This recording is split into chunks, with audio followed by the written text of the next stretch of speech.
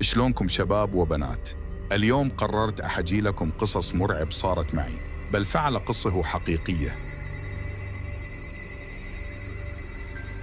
في قرية نائية تحيط بها الجبال، عاش شاب يدعى روبرت. كان يعرف بذكائه ووحشته. عاش روبرت حياة منعزلة. في إحدى الليالي العاصفة، سمع أهل القرية صراخاً مرعباً قادماً من منزل روبرت. هرعوا إلى منزله ليجدوه ممزقاً إلى أشلاء، وبجانبه جثة فتاة غريبة لم يرها أحد من قبل. انتشرت الشائعات في القرية عن أن روح روبرت الشريرة ما زالت تسكن منزله، وأن كل من يدخل المنزل يموت بطريقة غامضة. مرت سنوات على تلك الحادثة، وظل منزل روبرت مهجوراً، ولم يجرؤ أحد على الاقتراب منه. في أحد الأيام وصل إلى القرية شاب مغامر يدعى ماجد.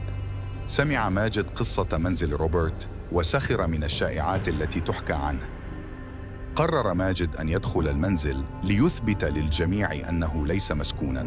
في منتصف الليل تسلل ماجد إلى منزل روبرت. كان الظلام دامساً والهواء بارداً، وسيطر الخوف على ماجد. فجأة سمع ماجد صوتاً غريباً، وشعر بوجود شيء يراقبه من الظلام. شعر ماجد بالرعب وحاول الهروب من المنزل، لكنه وجد جميع الأبواب مغلق. بدأ ماجد يركض في المنزل بحثاً عن مخرج، لكنه في كل مرة كان يظن أنه وجد الباب. كان يجد نفسه في ممر مسدود. ازداد خوف ماجد، وبدأ يتخيل أشباحاً وأرواحاً شريرة في كل مكان. في النهاية وصل ماجد إلى غرفة مظلمة في الطابق العلوي. سمع ماجد صوتاً يناديه باسمه، وشعر بيد باردة تلمس كتفه. استدار ماجد ببطء، فرأى شبحاً أبيضاً يرتدي ملابس سوداء ويطوف في الغرفة. صراخ ماجد في تلك الليلة أيقظ أهل القرية الذين وجدوه ملقى على الأرض أمام منزل روبرت فاقداً للوعي. عندما استعاد ماجد وعيه لاكياً، روى لأهالي القرية ما حدث له. لم يصدق أحد ما قاله، لكنهم قرروا على أي حال هدم منزل روبرت لكي يطمئنوا بعد هدم المنزل. لم تحدث أي حوادث غريبة مرة أخرى، لكن ما زال أهل القرية يتذكرون قصة روبرت المرعبة، وقصة شبحه الذي ظل يسكن منزله حتى تم تدميره. بعد هدم منزل روبرت آك، ظن أهل القرية أنهم تخلصوا من لعنة روبرت آك الشريرة إلى الأبد.